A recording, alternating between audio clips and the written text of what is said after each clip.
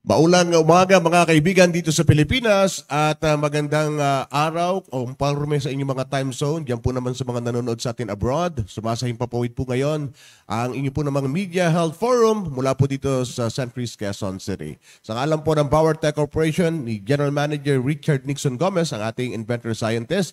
And of course, ng ating po namang mga makasama sa media, maghahatid muli kami ng isang mga pangunahing talakayin na naugnay po sa ating health concern. Ako po si Edwin Eusebio, kasama ang Dina Broadcast, si Lakay. Lakay, ayan ang microphone mo. Batiin mo ang iyong mga katropa. Magandang umaga. Thank you at namiss namin kayo. Oo nga, no? Namiss namin kayo for 2 weeks. Ha? For 2 weeks, medyo namiss natin ang ating mga viewers and listeners. Anyway, Thank you for joining us. yes, sa makabagong podcast ngayon, mga kaibigan, ay mas malawak ang ating scope at napag-uusapan at marami tayong mga tatalakayin ngayon. Meron tayong special guest na makakasama. But before anything else, ang ating munang opening statement sa ating po namang General Manager, Richard Nixon Gomez. Magandang umaga po sa inyong lahat. Maulan na umaga, maulan na araw sa lahat ng ating mga taga-subaybay. Wala po tayo nung nakalipas na linggo dahil tayo, holiday yan holiday. Tapos ngayon ay 3 sunod-sunod na bagyo dumadaan sa Pilipinas. Buti na lamang hindi tayo napuruhan ng bagyo. Ulan. At alam nyo ba ngayong umaga ay mukhang nagsisimula na naman ang baha sa area ng San Simon sa NLEX. Sana hindi na magtuloy-tuloy. Yan yung 1 linggo nagpahirap sa mga commuters dun at siya sa travelers dun 12 hours ang ang traffic dati. Sana hindi magtuloy-tuloy. Magandang umaga po sa inyong lahat. Thank you, Boss Richard. And of course, ang ating pong special na panauhin na matagal kong hinanap. Nandiyan lamang at pero madaaling ho naming nahanap naman sapagkat very well known ang ating po namang inayahang panauhin at pag napag-uusapan po ang field of dermatology, considerably siya na ho ang isa sa mga dekana ho dito sa bagay na ito. Kaya nung sabi ni Karen, hanap ako ng doktor na may kaugnayan sa sabing field, naalala ko yung aking BFF. Ang ating po namang panauhin ay isang dermatologic and aesthetic surgeon and genetologist for 31 years. 3 decades na ho mga kaibigan. Trained in London and USA. Hindi ko na ho babasahin yung kanyang napakahabang resume. Kasama ho natin dito si Dr. Grace Beltran. Doc, welcome back. Hello, magandang umaga. Ayan pong mic, Doc. Magandang umaga sa lahat ng mga nakikinig sa atin ngayon. Ayan, nakikinig at nanonood po sa ating Facebook Live at the same time. So, Boss Richard, kayo ang unang nagkakwentuhan ni Dr. Grace. Ano ba ang sa palagay mo ay magandang maging paksa at talakay natin po ngayon, sir? Grabe, ang dami na palang update ngayon sa dermatology. Tanong ko lang muna sa mga nakikinig sa atin ngayon. Gusto niyo na ba tumanda? Excited ba kayong tumanda? Excited ba kayong pumangit? Excited ba kayong makalbo? Kung gusto niyo pumangit, makalbo at tumanda, wag na kayong makinig sa talakayan natin ngayon. Pero kung gusto ninyong gumanda, umugi, bumata, lumusog, ang tabayanan po ninyo ngayon. Dr. Grace, ang dami na napag-usapan natin kanina. Ibahagi niyo po sa amin, ano ba ang ilan sa pinaka-latest na technology makakatulong sa ating mga tagapakinig at nanonood sa atin ngayon na kung paano sila matutulungan ma-improve ang kanilang health at ang kanilang looks? Actually, Richard, Lakay at saka Edwin, napakarami ng bago ngayon, no? Kumisa nga, nalilito na ako kung ano yung gagamitin ko kasi all of them are nice and effective, but some may be more expensive than others. Pero talagang napakarami, overwhelming. Bukod sa mga machine na mga bago, meron din tayong mga chemicals na ginagamit na puro bago din. So, una, sabihin ko muna about yung exosomes, okay? Ang exosomes ay galing sa human mesenchymal stem cell, no? Pwede mo itong ipahid or pwedeng i-inject. Ngayon, may bago tayong injector na makakapag-inject na ng botulinum toxin plus exosome plus filler at the same time. So, ito yung ginagamit ng iba na para ma-infuse sa skin mo yung 3 bagay na ito na puro pampaganda. Okay? Yung exosome, ito nga ay parang stem cell na tumutulong para magkaroon ng communication yung bawat isang cell ng skin natin. So, kunyari ito yung cell, no? Ganyan. Nagko-communicate silang dalawa para sabihin, uy, i-repair natin to kasi na-damage na itong part na to. So, yun ang function ng exosome. So you can either inject it or pwede mo ring ipahid. Pero more of ano siya ngayon, more of pamahid pa lang ang approval dito. Although some doctors may inject it at the same time. So you inject all these three together at just imagine how bata, no, how young you can become because all the three are injected all at the same time at walang tapon kasi maganda yung ginagamit namin na injector. So that is the first one. Pangalawa, meron tayong tinatawag na yung Reduran, okay? Ang Reduran ay galing sa salmon, yung isda, okay? You'll never think na manggagaling sa isda ang magiging anti-aging regimen natin, no? Galing ito sa sperm ng isda na salmon. Okay? So, na-discover nila na ito ay may tinatawag na nucleoside or polynucleotide na pwede mo rin ilagay sa balat at talagang tumutulong ito to heal your skin from deep down to the surface. So, kung yung ibang mga pamahid, kagaya ng mga pinapahid-pahid natin dyan na mga cosmeceutical, ay sa surface lang, it works underneath the skin. Kaya, kung ano man yung damage sa ilalim ng balat, hindi lang yung surface ang pinapaganda niya, kundi pati yung ilalim ng balat. Whether it's damaged or not, mapapaganda niya to. So, that is the power of Reduran. It originated from Korea, no? So, marami rin siya. Pwede siya sa acne scar, sa mga melasma, sa mga wrinkles, deep and fine lines, at marami pang iba. Kunyari, sumugat ka, nagkaroon ka ng ulcer, kunyari bed sore, pwede mo rin gamitin. Sa mga hidradenitis suppurativa, yung nakikita sa kilin na nagnanana, bumubukol-bukol, pwede mo rin siyang gamitin post-surgical. So, kunyari, nagpa-opera ka, nagpa-tamita ka, tapos dun sa kung saan yung hiniwa, pwede mo siyang inject doon for faster wound healing and for a nicer and better healing. Parang halos walang hiwa. Parang gano'n. Doc, sorry to cut short. Yeah. Pwede ba siyang gamitin sa mga keloid? Well, sa keloid, hindi ko pa natatanong. pero siguro bago magka-keloid, pwede mo na siyang i-inject to prevent keloidal formation. Pero kung may keloid na, baka hindi mo pwedeng gamitin kasi nandun na siya eh. So, ang gagawin mo, i-excise mo yung keloid, hiwain mo yung keloid, tapos saka mo inject ngayon ito. Para pag heal niya uli, wala ng keloid. Alright. Yeah. Doc, nung isang araw, ewan ko kung coincident, kumakain ako ng tuna. Yung ulo ng tuna, pag kain ko ng ulo ng tuna, tapos may mga taba siya na, sabi ko parang collagen. Kung bakit bigla kita naalala. Yung ba sinasabi mo na po pwede na maging pagkukunan ng collagen part? About the tuna. I do not know about the tuna kasi hindi pa naman napag-aralan tuna. Pero most probably, no, malay mo, na in later years, meron ka rin. Kasi lahat naman ng mga hayop at saka tao, lahat tayo may collagen. Iba't iba nga lang. Ngayon, ito kasi sinasabi ko na sa salmon, it is a salmon DNA from the sperm. Dun sa sperm, no? So it does not come from the collagen of the salmon.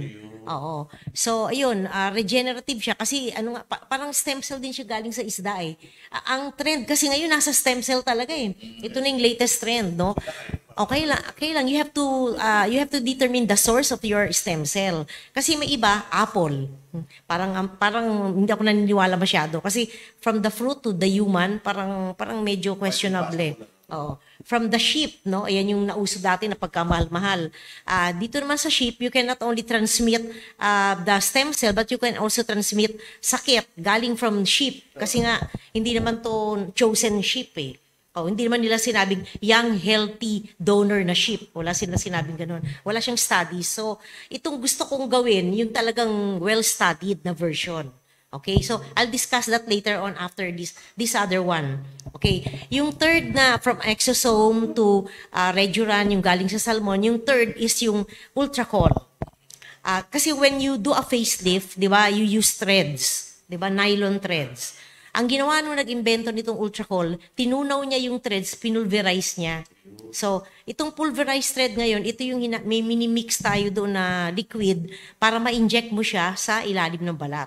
So, it's the same as when you're doing a facelift. Kasi, yung ginagamit nating thread sa facelift, nag-ano din to stimulate ng collagen at saka elastin formation. So, the same thing, when you pulverize the thread, it will do the same thing. Kaya you'll need mga 3 sessions in order to do that, no? Ayun. So that's the third. And the fourth, ito yung sabihin na natin, ito yung pinaka-mother of all stem cells. Ito yung human mesenchymal stem cells that comes from the bone marrow of a young healthy adult that is usually age 20 to 30 lang. Pinipili talaga nila.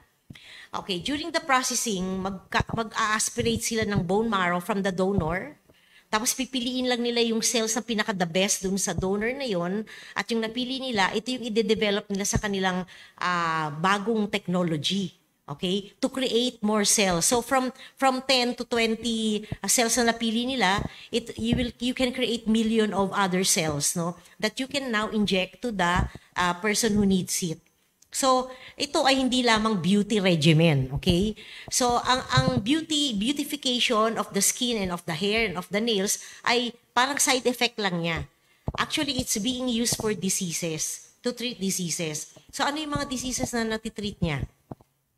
One is stroke, no? It's best for brain, it's best for the spinal cord and brain. Nervous system. So it's best for that. So kunyari nagkaroon ka ng vehicular accident, nagkaroon ka ng damage of the transection of the spinal cord, it can repair the spinal cord and you can function normally. Makakalakad kang muli.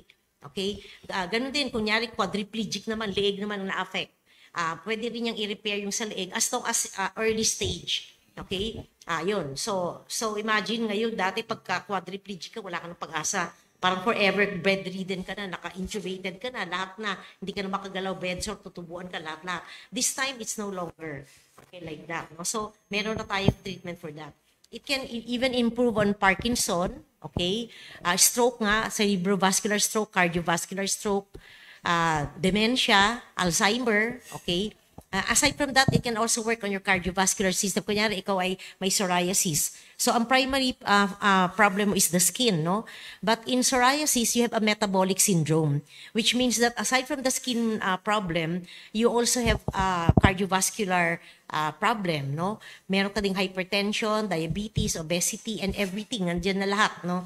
So, when you inject this to the human being who has psoriasis, you not only correct the skin problem, you also correct all the other problems that is included in the psoriasis. Okay? So yun, so, pwede mo makorek yung heart problem niya, yung kanyang hypertension, diabetes, obesity. So, just imagine, no? Kaya lang, ang downside lang nito yung cost niya. Okay? So, pero kung iisipin mo na kung ikaw ay may pera, may extra money ka, and everything will go fine with you, after doing this, siguro ako kung may pera ko talagang gagastusan ko yung sarili ko para mag-undergo nito. Okay? Yun siyempre, lahat ng sakit mo, wala eh. Di ba? Kasi Doc, kanina natanong ko sa iyo. Sabi mo, mga 3 sessions kailangan sa human, Yes. mesenchymal Mesenchymal stem cells. So, Okay. Mga 3 sessions yun. Pero bukod dun sa kagaling sila, let's say sa stroke or nagkaroon sila ng Parkinson's or other problems, ang side effect nga, pwede silang bumata. Pag bumata, gaganda, di ba? kakapal ang buhok. Oo, eh. Gaganda yung nails. Ang gandang side effect naman nun eh. Pwede bang sa mga ibang tao na wala pang stroke, wala pang Parkinson's, wala pang Alzheimer's, wala namang cardiovascular diseases, pwede ba silang gumamit pa rin ng HMSC for the purpose of getting itong side effect? Yes, of course. It's being used for rejuvenation. Actually, for some people na may extra money na talaga sobra-sobrang pera nila, ginagamit itong pampaganda. Sa ibang bansa, they're using it for rejuvenation. So, yun talaga. Pero ako kasi, mas gagamitin ko siya kung may sakit na ako. Diba? Siyempre, mahal naman, no? Para gamitin mo na magpapaganda ka lang. Marami namang murang mas choices for pampaganda, no? Na mura, na hindi ganun kamahal. So, I would go for the cheaper version kung pampaganda lang. Pero if it will include my other organ system, why not, di ba? Kasi you can live a long and happy life with a good quality of life. Hindi lang pag maganda ka nga, may sakit ka naman sa puso. Maganda ka, may lupus ka naman, di ba? O maganda ka, may scleroderma ka naman, di ba? Who would like to live beautifully but you have other diseases as well? So I would rather go for a healthy organ with a beautiful face at the same time, di ba? Pero kung may What about yung plant-based? No, Alin? plant-based. Plant-based, okay. Well, I'm not really into it, honestly. Yeah. Okay. Oo. Kasi plant ano ba magagawa ng plant mahirap niyang kopyahin yung yung organ mo kasi di naman siya human eh. Oo, ito, human talaga. So, madali niyang kopyahin. Oo, itong plant, galing sa plant, mabuti kung meron siyang essential mga chemicals to imitate your liver, your heart, your kidney, di ba? Your bone marrow, ganun. So, I don't really believe in plant-based stem cell. Okay. Pero yung nababanggit din naman ng plant, isa kasi yan ho sa doktora, sa expertise ni Boss Richard Nixon Gomez, yung mga plant-based chemicals na kung saan ay ine-extract ho ng Bauer Tech Corporation. Boss, ano ba ang isa sa mga masasabi natin ngayon sa Richard na kinakailangan nating ma-develop na plant-based pharmaceutical ingredient? Nakuha ko yung tanong ni Lakay kanina, no, tungkol sa plant-based. Kasi may mga lumalabas ngayon ng mga plant-based stem cell. May mga egg stem cell, di ba? Tapos mga oral, iniinom sila. Dok, ano ba masasabi mo doon? From where? From what particular plant? Okay, it depends. It depends kung what particular plant. Kung may studies na ba na ginawa. Okay? Kasi I'm always for studies that has been done, no? Bago ko masabing effective ang isang treatment, kailangan pinag-aralan talaga to. Tsaka pinag-aralan mo sa human, hindi sa plant din. Parang ganon. Siyempre, pag applicable siya sa human na meron ka ng phase 1, phase 2, phase 3, itong ang human mesenchymal stem cells, 15 years in the making na to, pero hindi pa rin siya, nasa gray zone pa rin siya in other countries. No? Kasi nga, hindi pa para sa mga health-related, yung mga health-related individuals, yung mga doktor, hindi pa siya ganun kalaki yung study niya. Although marami na talaga na, almost 2,000 plus na yata, as far as I'm concerned, if I remember it right. No? So kung plant, kailangan may studies talaga. Oo, kasi, well, if it doesn't do any harm naman, pwede mo namang i-promote kasi it doesn't do any harm naman eh. Pero if you're not sure that it can do harm, maganda talaga na may studies kasi what if the harm is permanent, di ba? Bili mo, nagpaganda ka lang, permanent na, naging yung mata mo lumaki. Lumuha yung mata mo, di ba yung mga ganon eh. O, kung minsan nagpaganda ka, tumabingi yung mukha mo. So it's, it's a sorry state of life forever. Just imagine, buong buhay mo, tabingi na yung mukha mo, o yung buto mo, lumalim na gano'n. So, for me, talaga, before I say that the treatment is effective, gusto ko talagang pinag-aralan mo sa tao din. Kasi para ma-assure ka na talagang maganda siya, may maganda siyang effect at wala siyang side effect na nakakatakot. Bukod pa doon na, Doc, nagagaling sa plant, tsaka galing sa egg daw yung stem cell nila, pero oral eh. Ano ba masasabi mo kapag oral Okay, tapos yan ini-intake mo yung stem cell? Okay, yan pa nga ang isa. Before, several years ago, pumunta ako ng Hong Kong. Binibentahan nila ako ng collagen drink. Kasi usong-uso dun yung collagen drink eh. Sabi ko yung collagen is a very fragile material, no? That when you take it via orally, pwede siyang ma-damage kasi marami tayong acid sa tiyan eh. So, just imagine, ang dami mong acid dyan, dadaan siya sa tiyan bago siya makapunta sa vascular system mo at pumunta dun sa skin mo, no? So, ang dami niyang dadaan ng liver, blood vessel, and then before it can reach the organ involved. Oh, so, paano na lang kung ininom mo lang siya, there's not enough collagen, how are you sure that it can go to the area where you want it to be? Doon pa lang sa tiyan, na-damage mo na siya ng acids mo eh. So, I'm always telling that to people. Kailang, some people, kasi mura, pagka-affordable talaga, ang mga tao, bili ng bili yan, bili-bili. Pero kung mahal, kahit na totoo yung sinasabi mo, ang hirap ibenta, no? Kasi nga, medyo expensive siya. So, for me, pag plant-based, pupunta sa tiyan, I doubt it kung makakarating siya agad dun sa, sa pupuntahan, paroroonan niya. Unlike yung human mesenchymal stem cell, may tinatawag siyang homing. Ini-inject mo siya sa blood vessel directly, no? Okay? So hindi, yes, that's true. Tapos, merong mga cells sa katawan natin na paracrine signaling. Ito yung sinasabi niya, uy, dito ka pumunta, mas kailangan ka dito kasi kailangan niya ng repair. Ito yung priority mo. Kaya dun siya unang pupunta, ayun ang tawag dun homing. Dun siya unang pupunta kung saan siya much needed. Hindi siya pupunta kung saan-saan. Dun siya pupunta sa, kunyari, stroke brain. Brain muna ang pupuntahan niya before it goes to other areas of the body. Yung ginagamit ni Juan Constantine. Iba yun, ship yun. Tagalogin ko lang para sa ating mga nanonood yung sinabi ni Doktora, ulitin ko lang ha. Naitanong kanina tungkol sa plant-based stem cell. Plant nga daw yun, hindi nga tao yun. Paano magmamatch sa tao yun? Galing sa eggs, hindi nga rin yan di ba? Lalong-lalo na kapag ininom, dadaan sa digestive tract, maraming acids, maaaring hindi makasurvive doon yung stem cell na sinasabi. At dadaan pa pagkahaba-haba ng ikutan bago mapunta sa mukha mo. Di ba? Unlike nung sinasabi ni doktora na i-inject sa bloodstream, direct distribution siya. Pero may homing capability pa nga siya.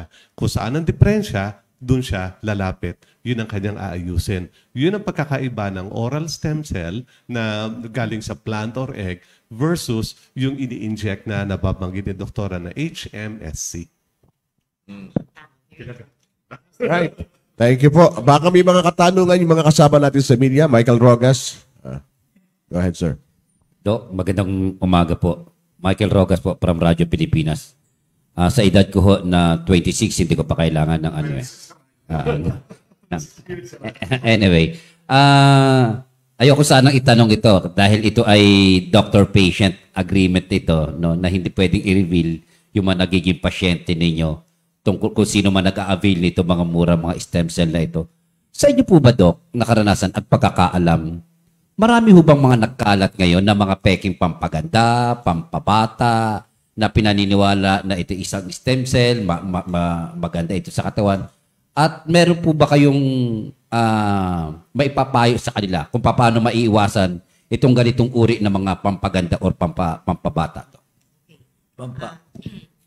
Well, sa totoo lang, napakarami, no? Kaya lang, hindi ko na nga maalala yung mga pangalan sa sobrang dami. In fact, na-interview din ako minsan sa isang TV show na gumagamit ng mercury, yung product na to. So, yung mga tao, kasi alam mo, yung mga iba kasi nagkiklaim, pumuti ang kilikili ko, gumanda ang kilikili ko. So, everyone believes it and it's cheap, no?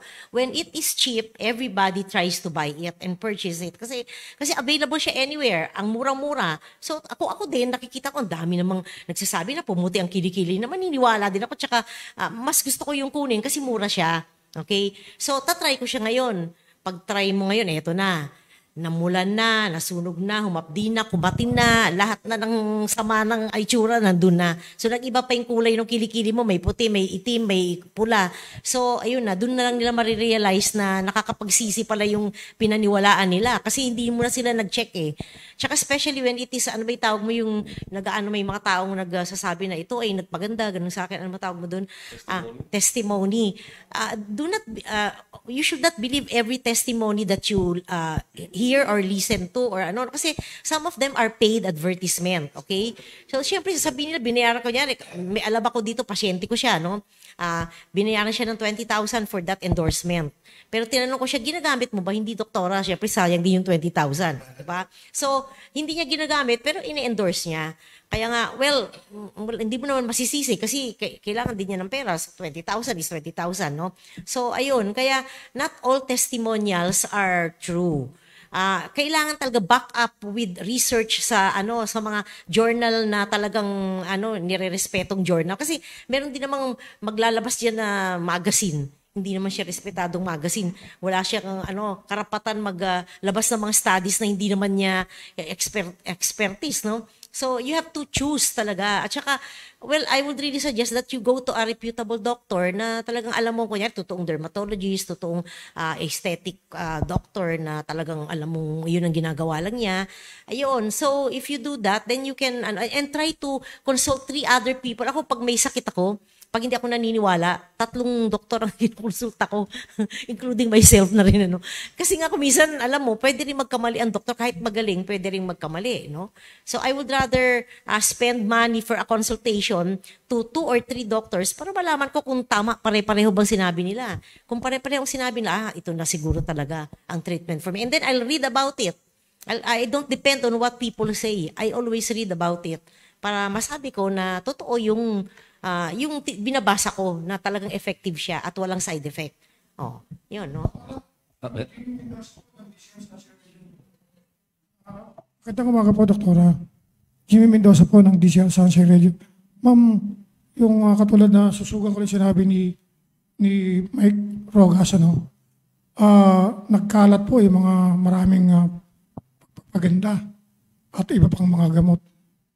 Sakaling dumating yung panahon, magkano po magagastos ni Michael Rogas para lang pumuti siya? Kaya, magkano po mga gastusin sa ganyan? Para pubuti. O, saka gumanda ng usok, gumawa po si Michael Rogas. Doon na, magkano po abutin? Kasi alam ko po, pang mayaman lang po yung mga ganyan eh. Hindi naman. Kailan kasi, ano ba yung gusto mong klaseng puti? Kasi pag gusto mo kamukha ni Lucy Torres, imposible yun. Kasi genetic yun eh. Okay? So hindi ka pwedeng maging kasimputi ni Lucy Torres dahil ayun ay minana niya. Kaya ang ipuputi mo lang yung kulay ng puwet mo kung maputi yung puwet mo. O kaya kung may breast ka at hindi naaarawan, yun lang hanggang doon lang ang aabuti ng kulay mong pagputi. So if you are hoping that you will look like Lucy Torres or even yung mga Caucasian, that will not happen. Okay? And it is only temporary. Yung pagputi mo ay only temporary because your genes are not really white. So, habang pinapahid mo yung mga gamot, maputi ka. Pag hininto mo na yung mga pamahid mo, yung mga iniinom mong gamot, babalik ka ulit sa dati mong kulay. Kasi that is your genetic constituent, genetic makeup, no? Kaya hindi ka pwedeng mas pumuti pa dyan doon sa minana mo. Kaya don't spend thousands of pesos just to make yourself white na kokopyahin mo isang tao na maputing-maputi kasi it is impossible. Kung saan ang isang tao iinom ng hindi... Sorry. Doc, ano po ang side effect kung sakali ang isang tao ay iinom ng peking pampaputi, peking pampabata, or yung hindi rekomendado ng isang doktor, hindi dumaan mula po sa prescription ng isang doktor? Ano po yung magiging side effect, Doc? Depende kung ano yung ininom niya. Let's say pampabata. Pampabata. Depende rin kung ano yung ininom niyang pampabata. Oo. Kagaya, for example, Michael Jackson. Si Michael Jackson, negro, di ba, napaputi. Kasi meron siyang pinapahid na cream or I think pinainom yata siya nung, if I remember it right, sa Benoquin, no? Sa abroad mo lang to nabibili. Kasi naman, si Michael Jackson, hindi na stable yung vitiligo niya. So that means na kahit pahiran mo yun, hindi na babalik sa dati kasi unstable nga eh. So, ang ginawa nila, pinaputi na lang nila para magpantay-pantay kasi ang pangit naman tingnan na maputi, may puti-puti, patsi-patsi. Kaya, when I was in London, yun yung pinag-uusapan namin doon eh, na bakit puputi si Michael Jackson? Ayun nga. So, may pinainom yata siya or may pinahid, no? Pero, ayun. It's, 3 stem cell procedure lang ang alam sa Philippines. Pati lang 3 stem cells procedures ang inalaw ng FDA. Bakit po na-reject yung ibang procedure? At ano itong 3 procedures na pinayagan lang at ano yung mga considered illegal kasi na-reject nila? I would not know everything kasi hindi ko naman alam lahat ng available na stem cell dito. Alam ko yung bone marrow, ito yung ginagawa, hematopoietic stem cell. Ano pa ba yung iba, yung dalawa? Would you know? Well, yung apple yata, yung iba kasi ina-approve nila yung mga plant, ganun based, no? Kasi wala naman masyadong controversy doon na wala namang side effect. Kaya I think they are approving it, no? So, yung ship, I don't know if it's approved here, pero alam ko sa Germany siya. So, ang alam ko lang, ang available dito na approved talaga, hematopoietic stem cell. Pero I'm hoping na itong sinasabi kong stem cell ay ma-approve dito. Sooner siguro. Marami yun eh. Iba-iba kasing klase kasi ang stem cell could come from adipose tissue. In fact, when you do liposuction, ginagawa na rito ng ibang doktor, yung fat na galing dun sa liposuction nila, pwede mo rin gawing stem cell yun. So from liposuction, you harvest these fats, you make it smaller by cutting it into smaller pieces, and then you can inject it in areas where you will need it. Like for example, malalim yung pisngi mo o kaya may bakokang ka na malalim, pwede mong ilagay dun yun. O kaya yung puwet mo na walang fats na medyo maliit, flat, you can put it there also. Yun, no? O kaya yung cheeks mo medyo, kunyari may HIV ka, at kasi ang side effect ng HIV, nawawala yung fat eh. Kaya lumulubog yung mga you can also do it there. So these are some of the stem cells that we are doing here already. Should it be from the same person? Yes. Like liposuction from the same person, injects to the same person para walang rejection sa kabila. Yes. So pwede pala makinig kayo ha. Sorry to say yung flat-chested na malaki yung bilbil. Pwede nyo ipat-lipat. Yes, that's true. May pagkahasa na kayo 2-in-1 yan Dagdag bawas kasi yan eh. Yan ang expertise ni Doktora, dagdag bawas. Jimmy. Kay Doktora, kung kayo po ang aking tatanungin, kasi marami din po sa atin na mga bata na may mga sakit, nangangailangan ng talagang matinding gamot para sa paggaling sa kanila. Katulad yung mga may epilepsy at iba pa. Kung kayo po, tatanungin ko po kayo, may sinusulong po ngayon yung cannabis medicine. Sinuporta na po ng mga congressman, ilang congressman sa cannabis medicine. Sinuporta na po ito nila Senador Padilla, Congressman Alvarez, at iba pang mga artista. At ganun din po yung iba pang mga doktor. Sa akin pong personal na tanong ko sa inyo, susuportahan niyo po ito yung pagsusulong ng cannabis medicine para makatulong sa mga may sakit? Dahil sa sobrang mahal ng gamot ngayon at hindi gumagaling yung itong mga may sakit na epilepsy, karamihan na biktima yung mga bata. Well, actually, I have nothing against cannabis, no? In fact, meron na rin, I had one lecture about cannabis on dermatology, on dermatology lecture. Tapos meron nga rin pilinat, no? Ang cannabis kasi, pag ginamit mo to sa tamang paraan, napakaganda niya kasi marami din siyang health benefits eh. Like for example, yung mga may bone cancer, pag may bone cancer ka, napakasakit na klaseng cancer itong bone cancer, no? So, cannabis would really help, no, to relieve the pain. Kasi anti-inflammatory din siya. Maraming effect ang cannabis na we could really use medically. Provided, ito lang lagi kong sinasabi na talagang proven siya to be effective in those cases. At saka, dapat hindi siya maaabuso. Kasi knowing our laws in the Philippines, medyo, yung law natin kasi dito, yung paggamit ng mga magagandang gamot, kumisan hindi talaga na control, no? Pero kung ang law ang batas natin ay maganda ang pagkaka-disseminate nitong information about cannabis and other drugs that can be used in health-related situations, why not, di ba?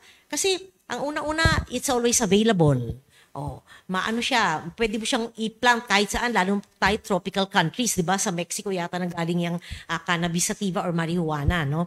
So, I would go for it kung ang law natin ay maganda at talagang nalalaman mo na controlled ang gamit niya, hindi maaabuso. Kailang, ayun, sana maging maganda yung yung pag-implement ng law about cannabis if ever. Kasi meron din siyang uses sa dermatology. In fact, it's being used for acne, atopic dermatitis, pruritus, yung kate-kate. Yun, Tapos for rin yata, it's being used for lupus din. Understudy pa, pero palang infantile phase pa lang ito.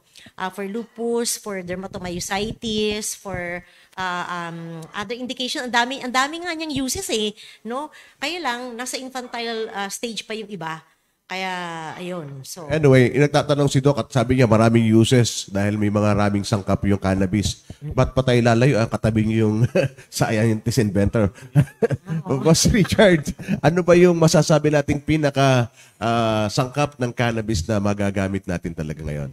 Ang cannabis ay ginagamit bilang additive for dermatological purposes, pwedeng cream, makakatulong. Yung CBD itself, hindi kasama yung THC or other compounds. So kung yung CBD ma-isolate natin, pwede natin ihalo, Doc. Pampaganda.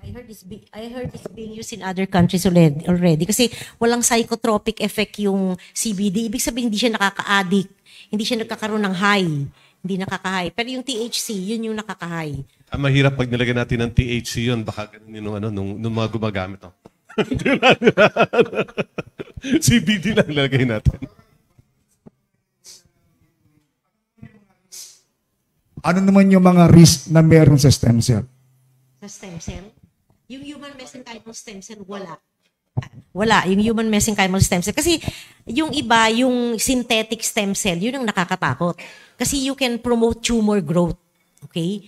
Pwede ka magka-cancer pag ginamit mo yun, yung synthetic. Okay? This one is not synthetic. It's all natural. So far, in the 15 years, wala pang na-record na side effect niya. Wala pa, kahit na anong side effect. Puro good. Ilan? Ilang injection? Sa first injection pa lang may mafe-feel ka na eh. Oo, maganda na. Pero if you want really a complete treatment program, at least 3. Oo. 3. Hello, Doc? Medyo, yun lang talaga. Yeah. Gusto nyo malaman gaano kamahal? Hindi ko sasabihin. Ibenta niya yung sasakyan ko doon. Kasya yun. Anyway, Doc, ngayon ho, napakadali nilang bumili ngayon ng mga ganyang uri ng gamot eh. Punta ka lamang sa mga online shop, pwede ka nang makabili. Yun nga lamang, yung safe nun, yung safetyness nun, hindi natin alam kung mabisa ba, Subject for approval sa ibang bansa. Oo. Tapos, kung na-approve, dun ka palang pwedeng magpagawa. Kung hindi ka approve, hindi ka pwedeng magpagawa. Oo. Kaya talagang under control siya ng mother unit. Hindi dito sa Pilipinas ginagawa eh. Kaya under control. Pero yung sinasabi mong ibang stem cell na mabibili mo sa Lazada, ayun na talagang mahirap kasi hindi mo alam kung anong component nun eh. Diba? I do not know. Maybe pinulverize na adipose tissue. Pero is it clean? Is it sterile? Oh, yun ang problema. Oo. May studies ba siya? May side effect ba siya? Oh, diba? Alright. Nakakatakot. Baka mamaya, imbis na gumanta ka, may teratoma, may tumor growth sa tiyan mo kasi nagkukos pala, nag-induce pala ng tumor growth. Diba? Oh. Kasi Okay. ano nga eh, may tumorogenesis yung synthetic eh. Yung ginawa sa lab. Hindi siya maganda. Okay. Alright. Doc, matanong ko lang, yung total katabi mo yung isang nakita kong pwedeng example.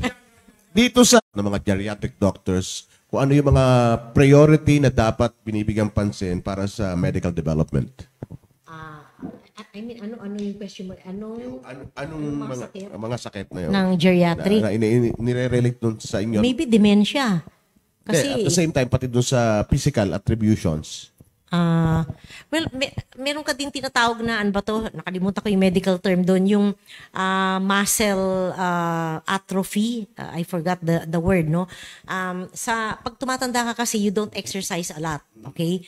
So, you develop muscle atrophy, nanghihina lalo yung katawan mo, and then eventually, you'll develop osteoporosis kasi nga wala kang exercise. So, maybe that is one aspect of the geriatric people na you should take into consideration. Aside from the other ailments na meron sila, kunyari, syempre, mas importante puso, kidney, pero kung wala silang mga ganon, yun siguro yung pinaka, next in line na bigyan mo ng pansin. Tapos, for me, yung dementia, Alzheimer, kasi kawawa naman yung mga nag-aalaga din sa kanila, no? Kasi hindi nila ma-remember yung nag-aalaga. Minsan nga binabato pa nila yung anak nila kasi hindi nila kilala, hindi nila maalala kung sino to. O tsaka natatakot sila, tumataka sila, akala nila yung kasama nila sa bahay, kidnapper, mga ganon. Ganon ang kahirap ang Alzheimer. So, for me, sa brain muna, kasi for me, yun ang pinaka-importante. Ako pagtanda ko, ayoko yung nakalimutan ko yung family ko. Gusto ko maalala ko sila na as is, they are my family. Pangalawa, syempre, you get weaker by the day. So, I want to be stronger, no, as I grow older. So, those are my concerns when I grow older pa. Ayan. Tsaka yung mga bone pain, kasi bone pain talaga masakit yan mga arthritis, di ba? Yun. Well, pag mga bone pain at mga relief dyan, si Boss Richard na bahala siya sa mga sa ginagawa niya research. Oo nga naman. Ay, Mike. Kay Dr. Richard. Doc, I heard, merong isang memorandum of agreement na pinirmahan ang Philippine Medical Association, yung mga doktor, pati yung mga, yung DOST, are you familiar with this, Doc? Yes, it was a recently signed memorandum of agreement between the Department of Science and Technology and Bauer Tech. Ang signatory sa Department of Science and Technology ay si Secretary Rene Solidum. Okay. At siya itong Executive Director ng PSHERD, si Enrico Paringit. And since nasa Region 3 tayo, the Director for Region 3, si JC Sikat. No? Sila mga signatories doon. Anong napapaloob doon sa recently signed memorandum na yun? How recent is it?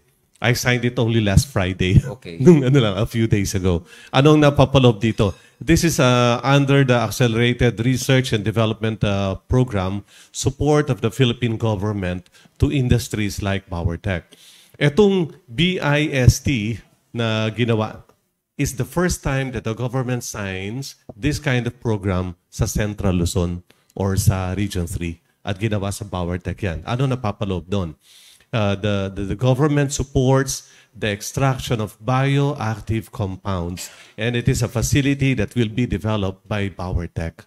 In fact, pwede ka na nga masabi, we will be having our groundbreaking middle of October for this huge facility. Sa Bulacan din gagawin. I-announce ko shortly before that. But let me tell you, this is, nakapunta na kayo sa PowerTech. Yeah. Nakita ninyo kung gaano ka-modern ang PowerTech. Kung gaano ka-high-end yon. Kung paano hinahangaan sa buong Pilipinas na international standard ang PowerTech, ating research, development, and manufacturing facility.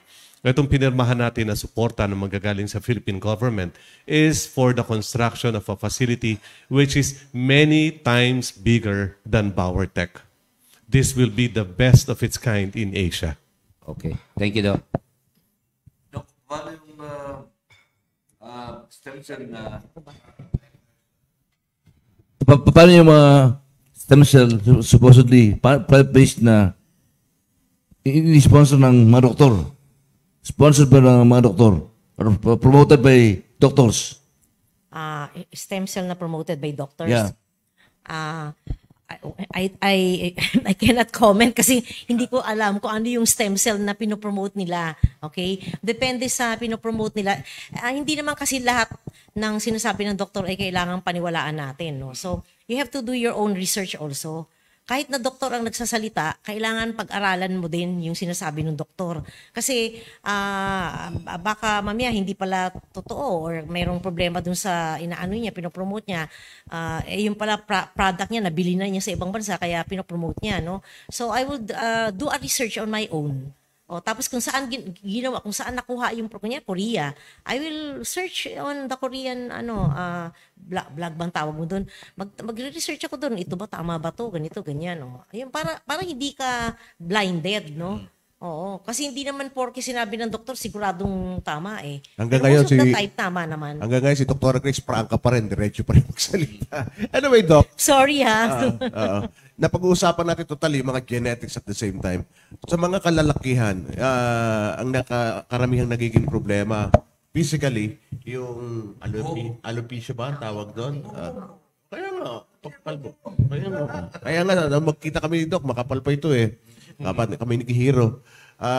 Ano ba yung mga factors bakit yun ang, talaga bang yan ay nasa dugulan ng lalaki o ano? Kaya sa mga babae ba may nakakalbo din sa mga babae? Well, isa sa pinaka-most common kasi yung androgenetic alopecia, which is what the males have, no? Ito yung parang nagiging paliparan yung yung anit mo kasi from the front to the back nakakalbo siya. So, yun ang pinaka-most common. We also have a counterpart of that to females. Female pattern alopecia, androgenetic alopecia. Yun. Female pattern naman, female. Ibig sabihin namang female. So, pareho lang naman yung ginagawa namin except sa females kasi baka meron silang PCOS kaya nagkakaroon sila nito. No? Kaya kung may PCOS ka, kailangan mo din i-treat at the same time yung PCOS para Dali, sa eleksyon ko lang naririnig yung PCOS. Ano ba yung PCOS? Sa eleksyon ko lang naririnig yung counting machine yun, di ba? PCOS machine. Hindi, iba yun. Polycystic ovarian syndrome. Very common siya. Ngayon nga, alam mo, nung bago ako naging doktor, hindi ko man naririnig yan eh. Pero ngayon, left and right, naririnig ko, may PCOS. Pero ano ba yan? Bagong disease entity na naman. Ayun. So, in fact, even COVID-19 can cause hair fall, no? Oo. And you treat it as like female pattern hair loss din. Parang ganun. So, marami ng treatment for that. Linawin ko na lang tanong ni Edwin, nahiya lang siya magtanong eh. Yun daw bang mga stem cell or HMSC ay nakakasolve sa alopecia at sa ED? Yes. Yung sinasabi kong human Pati sa mesenchymal. ED. Yung gusto niya tanongin, ayaw pa sabihin. Yung nga yung side effect niya eh. Babata ka na, gaganda yung skin mo, gaganda pa yung buhok mo, kakapal yung buhok mo. Pero meron isang stem cell na hair lang talaga. Na hair lang talaga yung inaano niya. Actually, hindi isang marami. Yun, injectable din yun. Yung stem cell na yun na just for the hair, not for rejuvenation of the skin. Etong PRP, plasma-rich platelet injection sa hair. Yan, din yan. Ginagamit din yan sa hair, sa skin, everything. Pero nababagalan ako, tsaka napakahirap gawin kasi. Oo, kasi kukuha ka ng dugo, ipoprocess mo dun sa yung yung umiikot, nakalimutan ko na naman yung Centrifuge. Centrifuge, okay. So, pagkatapos mong i-centrifuge, kukunin mo yung dahan-dahan, yung pinaka-plasma portion lang. Tapos, pag nakuha mo na, yun yung i-inject mo. Kaya, Diyos ko, ang hirap gawin talagang sobrang daming oras ang magagastos mo para magawa siya. May better at saka shorter method na mas maganda. Nasa, Delikado ba yun kung may rejection ng body sa stem cell? may rejection? Oo. Well, depende nga kasi kung anong stem cell. Oo. Kung synthetic, malamang maraming side effect yun. Yung nga yung nagkukos ng tumor eh. Pero rejection per se, so far wala akong narinig, no? In any form of stem cell.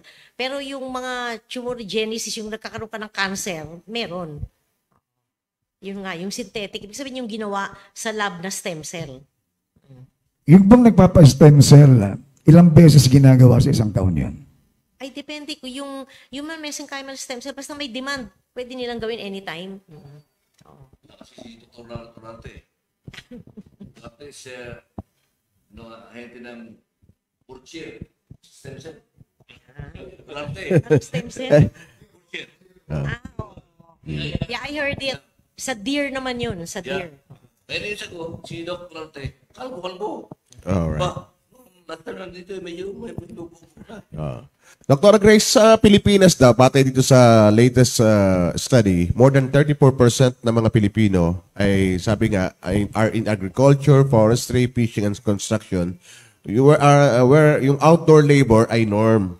Ngayon, gaano ba ito? Kasi marami nga sa atin nagtatrabaho sa labas. Nung nagkukwentuhan tayo kadalasan sa radyo, sinasabi mo talaga na medyo kailangan iiwasan din natin yung napaka masamang epekto ng ating pagkaka-expose sa sun, sa UV light ba yun o whatsoever. So paano ba natin ito, dahil itong ating mga trabaho ngayon, ano ba ang mga kaparaan ng ginagawa ngayon? Paano ba natin minimize man lang yung effect nitong mga ultraviolet problems na ito? Simple lang, sun protection. Yung mga sunblock, sunscreen, wearing hat, wearing long sleeve clothes, yung hindi porous na tela. Yun. Using umbrella, pero kung umbrella lang gagamitin mo, hindi enough. Ayun. So, yeah. Tsaka wearing, kung mata mo, ang gusto mong protectionan, merong UV protected na eyeglasses. Dok, ilang hospital po meron dito sa Philippines na pa-practice ng stem cell therapy? I would not know. I don't have data. No? Pero, ang alam ko, ang St. Luke's, meron silang hematopoietic stem cell. Ang Medical City, maybe, yung mga big hospitals, Asian Hospital, syempre St. Luke's, meron sigurado yun. Hematopoietic ang ginagamit nila for leukemia. Ang alam ko. Ano po ang usual na nilalapit kadalasan based on statistics? Doon sa mga pumupunta sa'yo kadalasan, ano ang nagiging major problem na nilalapit sa'yo? Dati-rati, noon, tagyawat lang eh. Ngayon, anong mga developing? Sa akin, ang pinakamarami kong clientele, mga acne talaga. Madami talaga yung acne ko. Hair loss, varicose veins, anti-aging, not too much, pero medyo marami din. Pero yung acne talaga, yan ang halos araw-araw meron akong acne patient na nagko-consult. Doc, ano ang kung isa lang pwede mong i-recommenda na pampaputi sa isang pasyente, ano yon? At isa lang ang pwede mo i-recommenda sa isang pasyente na para mawala ang wrinkles niya, ano yon? Yung mura o yung mahal? Ganda yung tanong na yung mura o yung mahal? Ang Rejuran kasi may pampaputi din siya at saka may anti-aging. It's cheap, no? It's cheaper. Pero syempre, kung pinakamaganda, human mesenchymal stem cell, pat pa ako hanap ng iba, nandun na lahat eh. Di ba?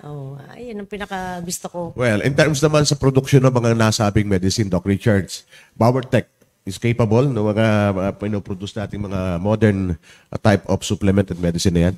Ano bang meron ba tayong mga ginagawa ngayon na papaputi din? So far, ang Powertech is licensed to manufacture drugs, supplements, and cosmetics. Kung papagawa sa atin, kaya natin gawin. Yung mga injectables, wala pa tayong lisensya para doon sa ngayon. May mga model kasing nakikita, may nagtanong sa akin, bakit may model yung Powertech na nagpapakita ng magandang skin? Ano ba yung ginagamit nilang supplement doon? That one. Tayo may ginawa itong glutathione with collagen. Oral naman yun. Capsule siya. Glutathione with collagen. GGC. Golden Glutathione with Collagen. Kung mga nagtatanong kayo doon, makipag-ugnayan kayo sa PowerTech. Mayroong exclusive yata sa kanila yun at the same time. So mga karagdagan nating tanong, Michael Rogas.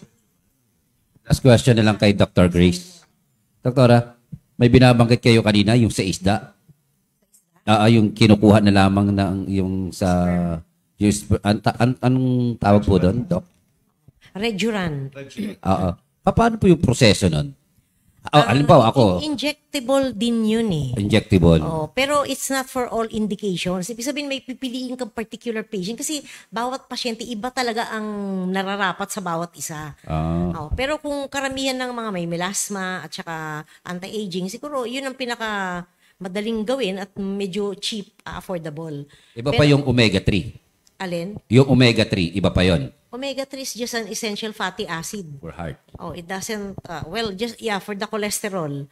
Oo. It will work for the cholesterol. Pero pag mataas talaga yung cholesterol mo, sobrang taas, kailangan mo may gamot. Oo. Okay. Thank you, Doc.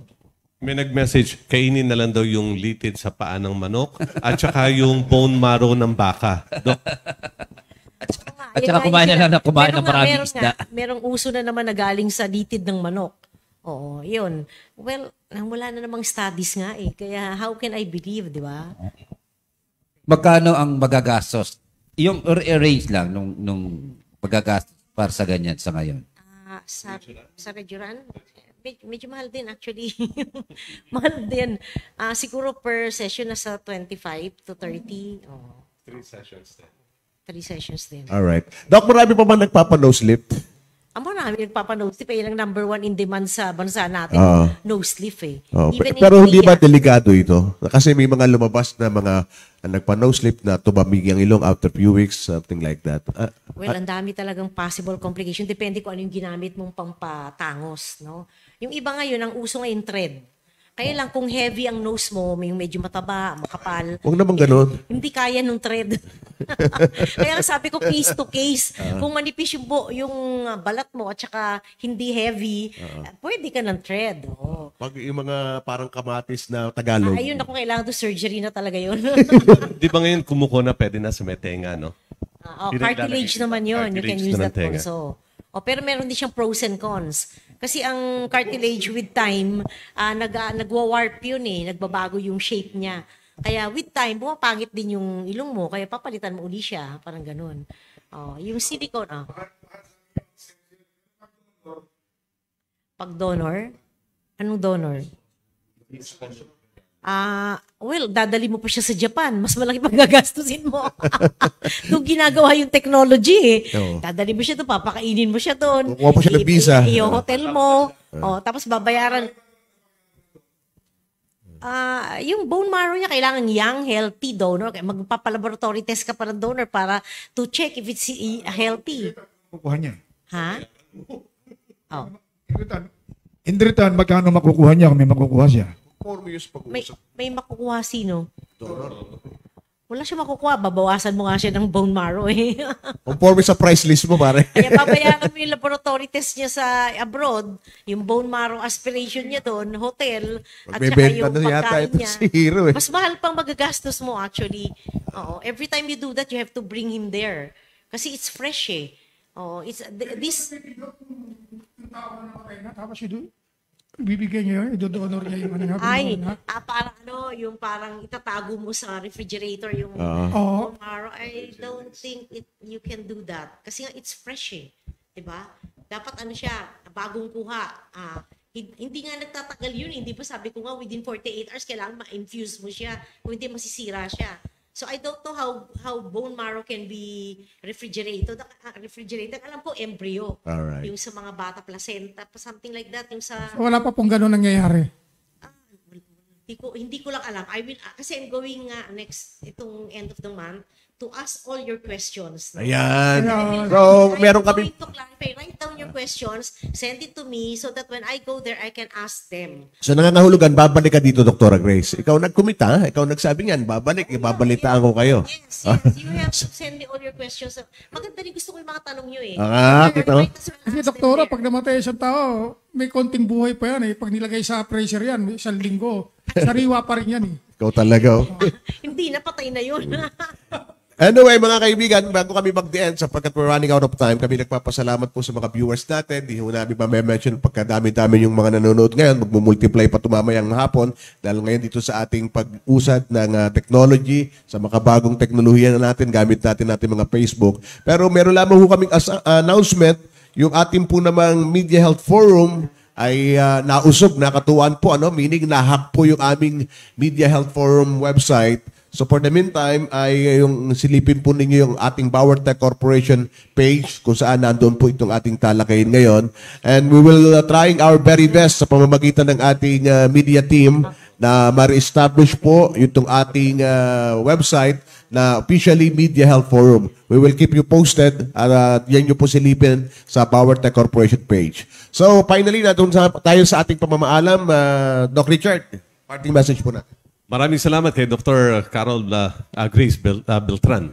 Napakarami niyang na-share sa atin mga bagong information, bagong technology. Babalikan pa niya tayo para sagutin pa yung maraming katanungan natin. Again, sa mga gustong pumangit, huwag niyo siyang i-message. Sa mga gustong gumanda, bumata at gumaling, maaari niyo siyang tanungin. Hanapin niyo Dr. Grace Beltran. At nagpapasalamat po tayo sa lahat ng tumangkilig sa ating talakayan ngayon. Salamat sa ating mga kasamahan sa media. And again, nagpapasalamat tayo muli dito sa aking pinirmahan na memorandum as of 3 days ago. Nagmumula sa Department of Science and Technology. First time nilang nagbigay ng ganung uri ng suporta sa buong Central Luzon. And teka, ano date na ba ngayon? Basta middle of October. Isasama ko kayo lahat sa groundbreaking ng ating bagong facility. Yeah. Malapit lang yun. Malapit na. Pero lahat kayo may sasakyan. Mag-aeroplano tayo. Anyway, Dr. Grace, a pleasure to have you. At basta talaga mga broadcaster ang nagpapaanyaya sa hindi ka na makatatanggi. Ano ba masasabi mo dito sa ating health forum, Doc? Mike? It's interesting because I got a lot of questions to answer. Tsaka medyo maganda yung mga question nila kasi madadala ko rin nga dun sa pupuntahan ko para matanong ko. And I enjoyed answering all your questions. Lakay. So with that, mga kaibigan, sa kanan po ng Bauer Tech Corporation, sa ating Media Health Forum ay papaalam muna for today's episode. We hope to see you by next week. Ako po si Edwin Eusebio. Salamat, magandang umaga. Bye-bye.